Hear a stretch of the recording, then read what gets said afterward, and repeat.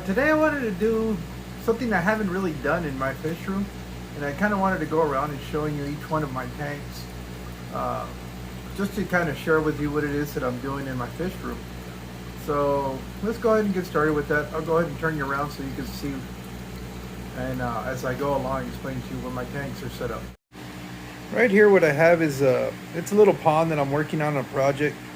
In here I have some Aphenius mentos killifish, and what I'm doing now is I'm trying to see if I can get them to reproduce again. Originally I had them outside in an outdoor tub in a 40-gallon tote, but that kind of cracked and broke, and you know, I had to find a different place to keep them. The reason you see all that green algae, that's one of the things that they need to be able to spawn. They like to lay their eggs on that green algae. So I'm going to give it a little bit more time, and I'll see how this works out. If it's not working here, then I'll try something different. But this is an ongoing project that I've got, and just kind of wanted to share that with you. If we look this way, you can see I got two tanks here. That top one is a 75-gallon. I'm running a canister filter on that with a BCB bag inside. Originally, when I set this aquarium up, what I ended up doing was, it's a dirted tank, but not in your traditional way where you would layer dirt at the bottom and then cap it. What this has is a mixture of gravel and potting soil that I put in the back side of this aquarium, in hopes that the Acara wouldn't dig it up. But you know, as you would see on my other videos, that was not the case. I finally managed to get the algae under control. As you can see, I got rid of all that hair algae that I had on my plants, and that was just from that nutrients being exposed to the surface of this tank. So this one is a dirted tank, but it's a little bit different play on it. Like I said, I kind of mixed it in with some gravel so it wouldn't have that much potting soil in it. And I'm really happy with the way it turned out. In here, what I have are some blue Acaras, some Buenos Aires tetras, some Corridoras, and some Autocyclists that are what compose the livestock of this tank. Down below it, I have a different version of I guess it would be a 55-gallon tank. Unlike the one over there where you can see it's a little bit taller, this tends to be a little bit shorter, but it's about 16-inch wide, whereas that one's only 12 inches or 12 and a half. So it gives me a deeper profile, not as tall. On this one, what's so interesting about it is, as you can see, I tend to run pretty deep substrates on all my tanks.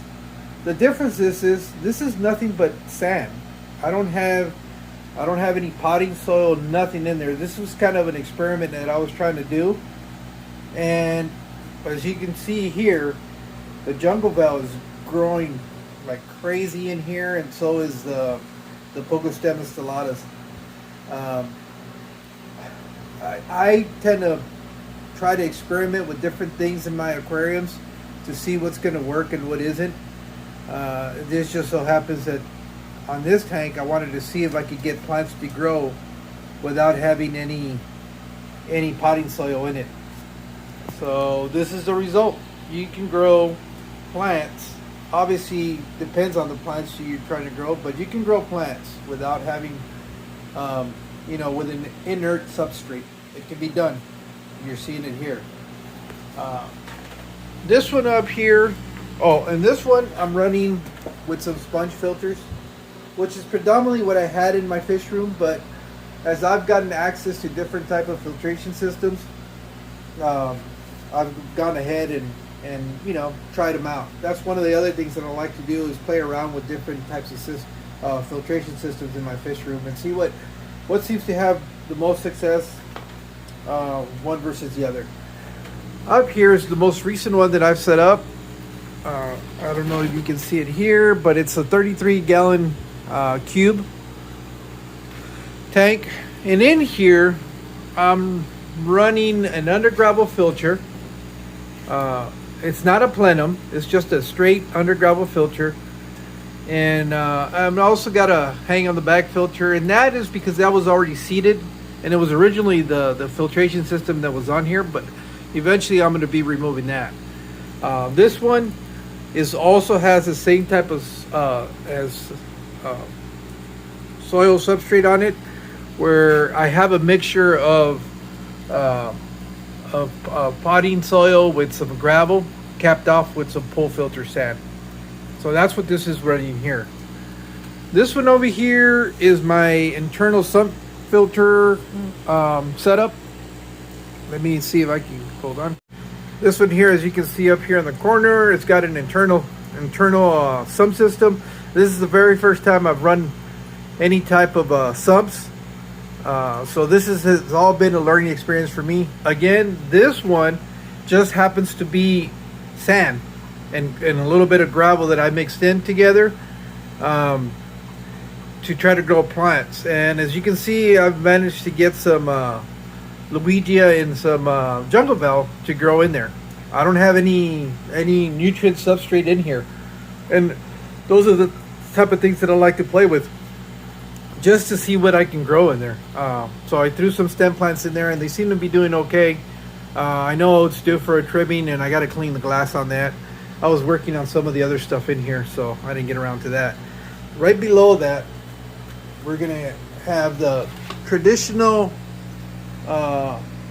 setup for a 55 gallon. This was my second tank that I've ever owned, and it's gone through some evolutions as far as escape is concerned. This one is the very first soil or dirted tank that I've ever done, and it's also a very deep substrate. As you can see in the bottom of this, it's areas where it's almost 5 to 6 inches deep. The soil is about a 2-inch layer on the very bottom of it, and the rest of it is just sand and gravel that I've added to this on different occasions. This is a community tank. I have varied kind of species in here. Recently I've moved over some guppies that I had in a 10-gallon tank, but they're just too many that I decided to move them in here. I've always kind of wanted to see what a large tank with just a bunch of guppies would look like, so I went ahead and did that here. I also have some tetras in here. As you can see, I also have some cories. I do have a pair of Bolivian rams, which I know what that means. It's population control, but we'll see what happens with it. I also have some longfin plecos in here, like that one right there, albino longfin. I actually got those from another YouTuber, Misfit Reptiles and Aquatics. He had a little giveaway, and I was able to win those. So this is a 55. I'm running a sponge filter on this. It's my deepest substrate tank that I have, and it grows plants. In here I have some Bacopa carolina. I have some Amazon swords, some Rotala, some Crips, some Jungle Val, and they all seem to be doing pretty good. I've had to really do a heavy cutback on some of the Jungle Val in here, and I replanted some of it. I also played around a little bit with the hardscape. So this is a tank that's always evolving, but I kind of wanted to show you that this is the second tank that I've ever owned, and it was my first dirty tank. With this tank, I did go through a severe algae problem because, any of you that have tried dirty tanks, the one thing that I didn't realize is that a lot of the nutrients were going to leach up to the water column. Hence why I've gone to that other style of doing dirted tanks, with mixing it in with gravel, so that it kind of cuts down on the amount of nutrients in the aquarium. They're working fine, so I think I'll continue to do that. Up here you will find my largest tank, which is a 150. It's also a angelfish community tank. I do have some angelfish, I have some rainbow fish, and I have a bunch of little cories from the ones that you see in the other tank. These were a spawn that I had, and I was growing them out in a 10-gallon tank that I'll show you in a minute. But I started moving some of them in here to finish growing them out. They'll probably stay there. This will probably be there forever tank. And in here, I've got several different types of plants. I'm trying to see if I can get that pearlweed to carpet the front of this. I've got some anubias, again, some rotala, some luigia, some moneyworth, some hydrophilia, a little bit of that jungle vel, and some luigia, and some what do you call that? Water. It's slipping my tongue right now. Wow. But that's what I have in here. This one is a plenum. I had to create my own under gravel filter for this because of the dimensions of this tank. I couldn't find one off the shelf. So this one is a DIY under gravel filter that I set up with the plenum. As you can see here, the layers, it's got the clay. You can see the laterite, and then capped off with some sand. I've had some really good success running these plenums. My most successful tank is the one right below it, which is my goldfish tank. That is the very first plenum I've set up in this fish room. I also have a video on this one. And this one I ran about 2 months with the light on, just because I didn't have the time to go get a timer for it. At first I was worried that it was going to get some algae and I was going to have to deal with that. But after a few days and I didn't see any algae in there, I wanted to see how long I could get away with leaving the light on. Well, I ran it for 2 months with the lights on 24/7. And you can see I really don't have a whole lot of algae in here. I don't have any string algae. I just don't have an algae issue with this one. It's messy because of my goldfish. They tend to be messy, and I really haven't. I did a water change a couple days ago, but I haven't gone in there and done agitated the surface to try to vacuum out some of that waste that's in there. I know my anubias is in there are growing real fast. That was surprising, but again, it's probably because the light was on here 24/7. And but that's what I have in there. I have some goldfish and a common pleco that all kind of came together as a package, and that's what's in there. That's a 65-gallon tank you're looking there. So that's that one. Now we'll go to the other rack. And in here I have a combination. These are all 10-gallon tanks. There are different things that I have going on in here. Mostly guppy breeding or live bears. This one's a dirty tank. As you can see, the substrate's pretty thick on this. I have about an inch of potting soil on the bottom, and added some capped it off with some sand. And I had it planted, but it's gone through different phases because I've sometimes pulled plants from here to set up other tanks. But I had almost twice as many guppies in here. That's what I ended up moving over to the 50-gallon. This right here is a line of endlers that I'm trying to breed out to get them to breed true. It's just something that I'm doing for a pastime, I guess, or something that you do when you have a fish room. So it's a little project I'm working on. In here, basically, it's guppy grass gone wild, and I don't worry too much about it. It only has a very light layer of gravel on the bottom, and that's just for it to house beneficial bacteria. But I've found really good success with the guppy grass because it provides a really good place for fry, and I don't know if you can see some of those in there. I've got a bunch of fry that are running around in there right now. It gives them a good hiding place and a good place for them to grow out. So that's that. Over here, this was an experiment that I did. It's a little cloudy right now because the cories are moving around. I just fed. And the reason I say it's a little experiment that I did is because in this tank, what I had originally just shrimp in here, and it was a shrimp tank that I had going.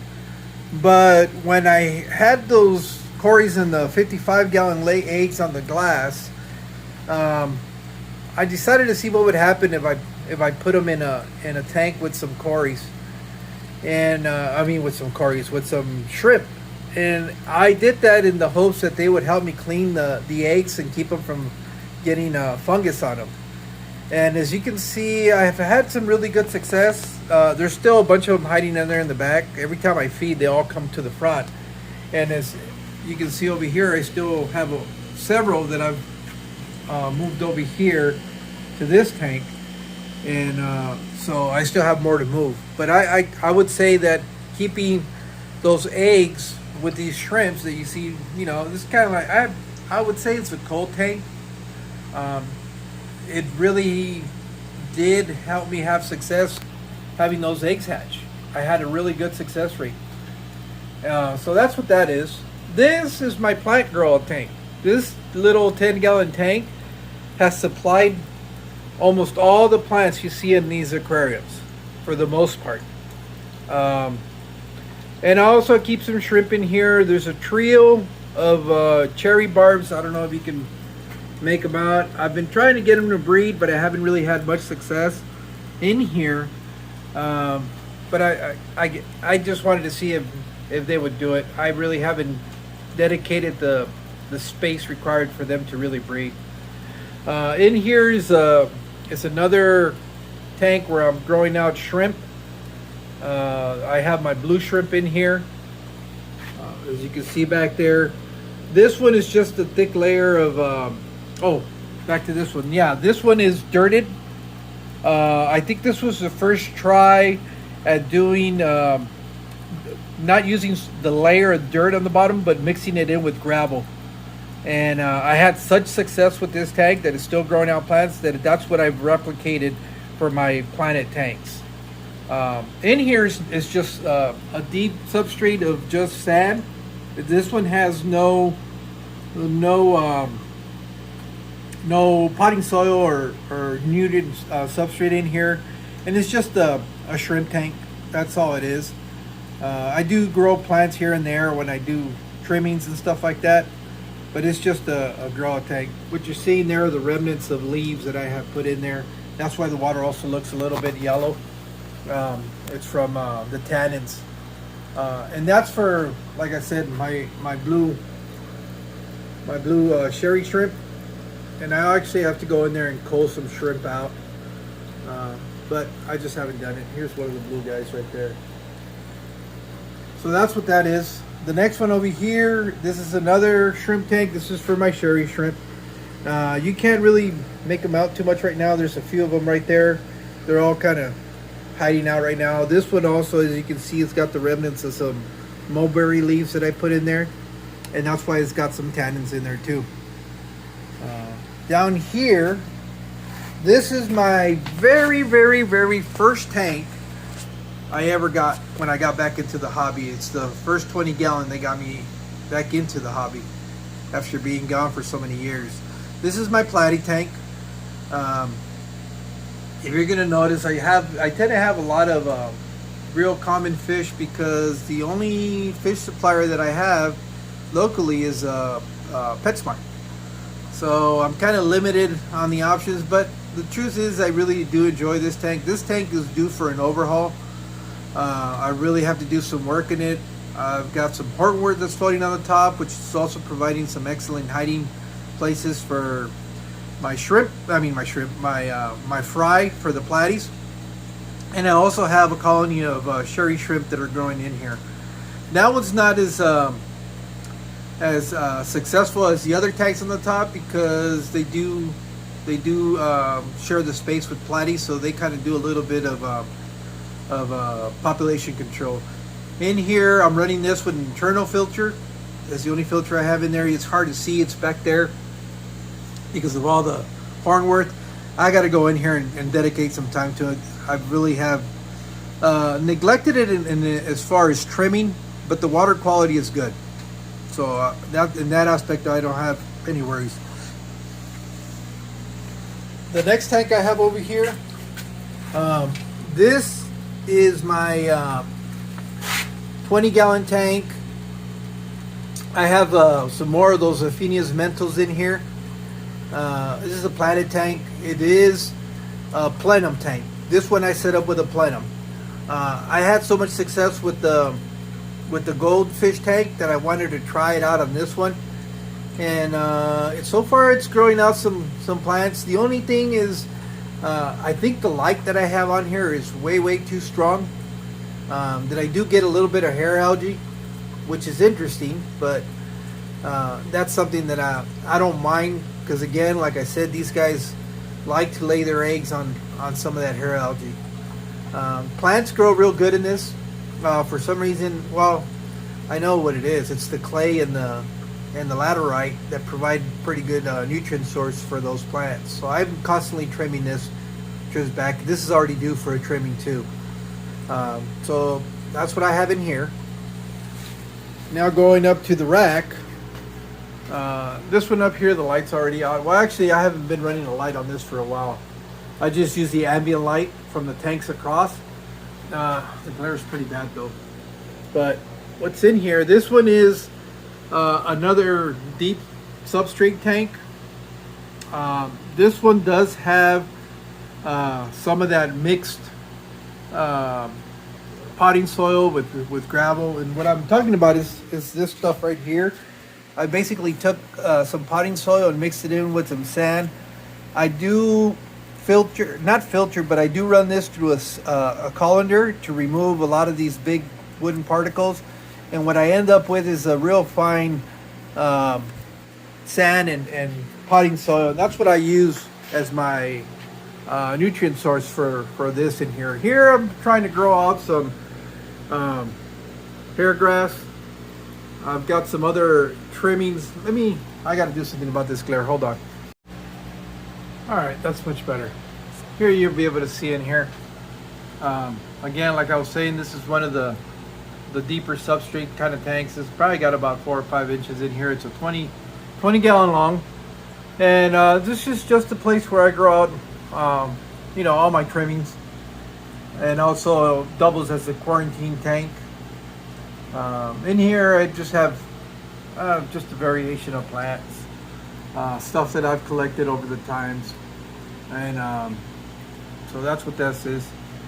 The very bottom one here, let me get some light on it. This is another 20-gallon tank. This is on a rack system for 320 longs. As you can see, the middle one is still I'm still trying to figure out what it is that I'm going to keep in there. But this one down here, I don't run a light on this one. This one is just basically ambient light that is allowing me to grow those plants. This is another experiment that I'm toying around with to see in reality how much light plants really do need to be able to grow. Obviously, these are low light plants, or low tech plants, however you want to call them. This is a dirted tank. It's got that whole mixture of potting soil and sand, and so far I'm pretty happy with the success I've had as far as the plants are growing in here. I haven't had any issue with algae, which is really what I was hoping to achieve. And in here I just have some white clouds that I've managed to get them to reproduce. I don't have as many fry as I'd like to have, but at least I know that the environment for them is good enough to where they are reproducing, which is ultimately what we're all trying to achieve. Create those environments where they will be happy and thrive. And that's pretty much all the tanks that I have in here. I do have some tanks where I set up for growing different stuff. It's just projects that I'm working on, but I don't keep any livestock in any of that stuff. But I wanted to share with you the different types of things that I do in my fish room. I do like to tinker and experiment and try and see what works and doesn't. Just because I hear different things about how they work, and I want to see if I can get them to work for me. So thank you for being here with me, and I'll see you next time.